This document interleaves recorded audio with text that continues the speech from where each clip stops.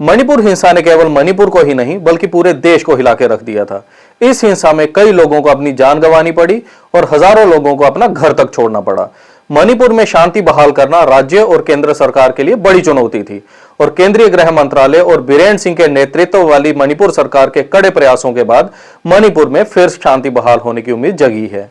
नमस्कार, मैं विक्रम देव the fourth one India में आपका स्वागत करता हूं।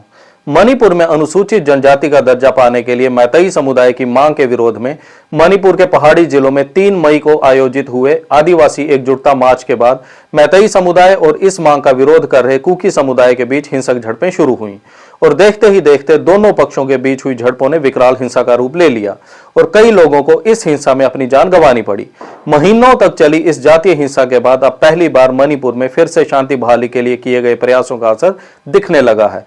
केंद्र सरकार और मणिपुर की राज्य सरकार द्वारा विद्रोहियों के साथ बातचीत के सफल प्रयासों के बाद मणिपुर के सबसे पुराने उग्रवादी समूह यूनाइटेड नेशनल लिबरेशन फ्रंट ने केंद्र और मणिपुर की राज्य सरकार के साथ शांति समझौते पर हस्ताक्षर किए हैं और हिंसा का रास्ता छोड़ने का ऐलान किया है। केंद्रीय गृह मंत्री अमित शाह ने अपने सोशल मीडिया प्लेटफॉर्म एक्स पर इस शांति समझौते की घोषणा की जानकारी दी।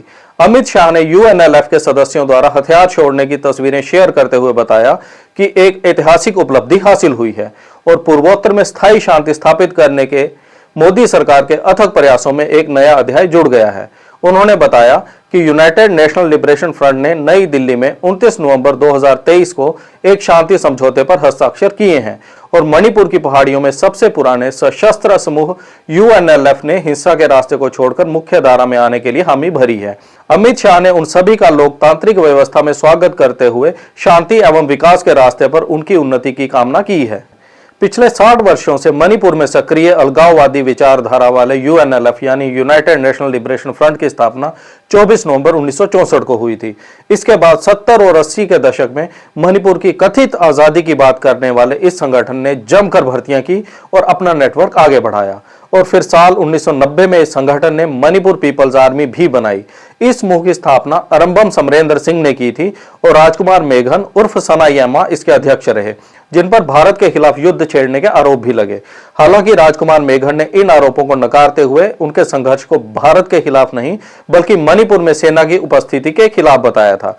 United national liberation front Manipur के सबसे पुराने हथियारबंद समूहों में से एक है और इसके ज्यादातर सदस्य मैतेई समुदाय से आते हैं।